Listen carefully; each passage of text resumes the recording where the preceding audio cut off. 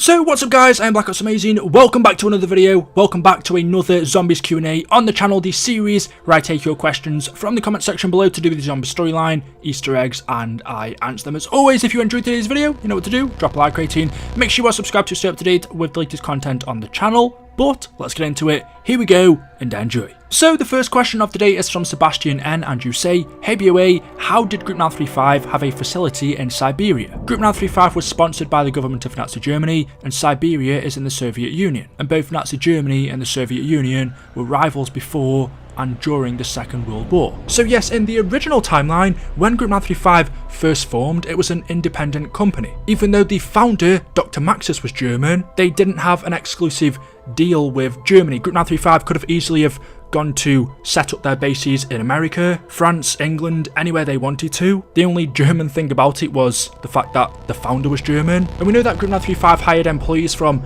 loads of other nationalities. There were quite a few Americans and Russians working there. But then on November the 23rd, 1939, which was just a few months after World War II began, because Group 935 were running low on funding, Maxis turned to the Reichstag asking them for help. Germany agreed to his request, where they made a deal. Group 935 would provide the Nazis with weapons to use in the war, teleportation technology, guns, and even a zombie army, and in return, Germany would provide Group 935 with the funding they needed. So the two struck a deal. However, as your question says, after this deal happened, Group 935 went to set up bases around the world. They had facilities in Siberia, Stalingrad, Japan, although they shared that one with Division 9. Why and how did Group 935 manage to set up other facilities in different countries when they were working and providing Nazis with weapons? It's a good question. Possibly with some of the facilities, the government of those countries didn't know Group 935 were operating there. Tag der Toten, for example, or Call of the Dead, that facility is pretty well hidden, so is there a chance they didn't know Group 935 were there? Or maybe they struck a deal? Once World War II ended in the original timeline, Richthofen did end up making a deal with the Nazis. Even though he wasn't one of them, at one time he did work for them. So for the Americans to work with Richthofen after World War II, that's a pretty significant thing, but it is interesting how Group 935 managed to set up other facilities in other countries, especially when they were providing the Nazis with weapons. The next question from Joey Alvarez says, hey BOA, can you tell me how the zombie outbreak happened in Shadows of Evil? So it's a little bit more interesting than the usual story that we have, which is either it started by a failed experiment from Group 935, Division 9, or the Americans, or people were exposed to Element 115. Usually we don't get much of an explanation, but for Shadows of Evil, we do. There is a radio that you can find in the map. It is from the reporter who works for Mr. Rapt. We know that Mr. Rapt is the Shadow Man undercover. Anyway, the Shadow Man sent the reporter to Mug City to do some investigating, and when he got there, he witnessed the beginning of the outbreak. What happens before people turn into the undead. Hey Mr. Rapt, just checking in. So I'm here, finally. Taking in the sights, sounds, and smells of Morgue City. I know you sent me here to write a piece about the city's bustling nightlife and theater scene, and the characters that inhabit it, but things are getting kind of strange. Even though no one seems to want to talk about it, something is definitely off about this city. Just last week there was a media shower. A freaking media shower. And everybody acted like it was no big thing. Then, the mold showed up. All over the city. In the dark, damp alleys, there's a strange kind of fungus growing. It looks weird and smells even weirder, but nobody really says anything. Then people started getting sick. At first it just made them delirious, confused. Then they really got sick. It was like they were wasting away. People finally started talking about it. I spoke to one guy in his 80s, a fruit seller, at the local market. He said something similar happened in New England in 1882. When I tried to press him on it, he just lowered his head and ignored me. If you ask me, something definitely ain't right here.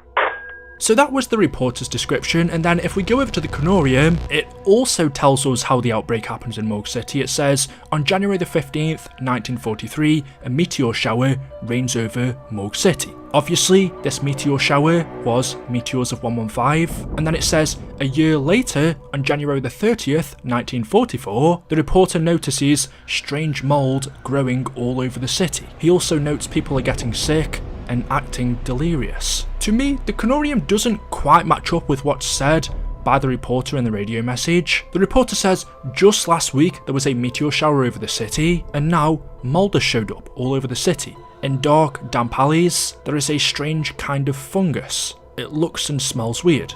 Also, people started getting sick. So the reporter says all of this took place in a week, yet the Canorium says the meteor shower happened in 1943 and then the mold and the people started getting sick in 1944. So that's a little bit weird, but essentially this tells us how a zombie outbreak begins because we haven't really seen it before. Normally when we get into a zombies map, the outbreak has already happened. We are well into it. We haven't seen it actually happening step by step. So the reporter is describing how the outbreak begins. First off, the meteor shower of 115 fell into the city. Fungus and mold then started growing everywhere. The place began to smell, and then everyone started to get sick. At first it just made them delirious and confused. Then they got really sick, and he described the people as wasting away. We know that in order to turn into a zombie, you first have to die. You can't turn into a zombie if you are alive. You have to be killed, and then 115 reanimates your body, bringing you back to life as the undead. So the people of the city got sick, they eventually wasted away, died, and then the 115 reanimated them, turning them into zombies. The next question says, why can the zombies climb walls? So it seems like these zombies almost gain super-like powers. They are able to sprint super fast without running out of energy, as you say here, climb walls, something that a normal person wouldn't usually be able to do, especially on some of the walls these zombies use, so why can they? Maybe it's to do with the element 115. It does seem to make them stronger. The further on through the rounds we get, the zombies can take more bullets. So does 115 give them the ability to climb walls because they're stronger, they're more agile? Or could it be down to something mentally? The zombies are brain dead, so if you don't have a brain or they can't think for themselves, there's nothing holding them back. There's not that mental barrier between them and the wall, them telling themselves that they can't do it like a regular person would. They just go for it. And it's not only Call of Duty, you see in plenty of zombie movies the undead being able to climb walls. So yeah, it's an interesting question. It doesn't only relate to COD, but it could be down to 115 just making them stronger, and along with that, because they don't have that mental barrier. It is quite funny to actually watch them do it in game though, so let me know your thoughts about this one in the comment section below. KTC_Kevin4098 says, hey BOA, in the cutscene, pistols and snipers are good, and when you play, they suck. Why? So pretty much just saying, why are the guns that we see our characters using in the cutscenes good compared to when we use them in game? Well, another question that doesn't just relate to COD, because this happens in a lot of games. You see the trailers where the characters are able to kill people or zombies if it's a zombie game very easily using 1 or 2 bullets, and then when it comes to actually playing the game, it takes a whole mag. So this isn't just a question for COD. If they were to actually go off the game mechanics, it probably wouldn't be too interesting for a trailer. Watching the character take a whole minute to take out one zombie wouldn't be the best thing to watch. You could also say maybe the trailers or the cutscenes that we're watching in Call of Duty Zombies are on round 1. We never know, we never see a round counter. It is quite funny though how you see them using the starting pistol or a sniper, although snipers are usually quite powerful, but they're actually really good in the cutscene, and then when it comes to using them in game, they're trash. I don't think this is something to really look into though. Personally, I think it's just to make the cutscenes more interesting. And the final question from James says, hey BOA, why in all maps is the mystery box being blue, but in Revelations it is green? So it's not just green or blue, we also have orange or red in Mob of the Dead. We know that the box is given to us by Dr. Monty, but we're not really too sure on the light. Is that a thing that is decided? Why does it change colour? Does it have any significance? The other two things that change colour in our storyline is 115 and the eye colour of the zombies, and we don't even know if they're important. So whether the mystery box light is, we don't know. I would guess not, but yeah, it's not something anyone's ever spoken about. Maybe Treyarch just felt like changing it up. I can't see any significant reason behind it as to why it would be important. The light's there simply just to signify where the mystery box is located. So other than that, unfortunately, I can't give you an important answer. So there we go, that is it. That is all I have for you for today's video. As always, hopefully you have enjoyed. If you have, you know what to do. Drop a like on it if you want to. If not, it's totally fine. Thank you guys for watching anyway.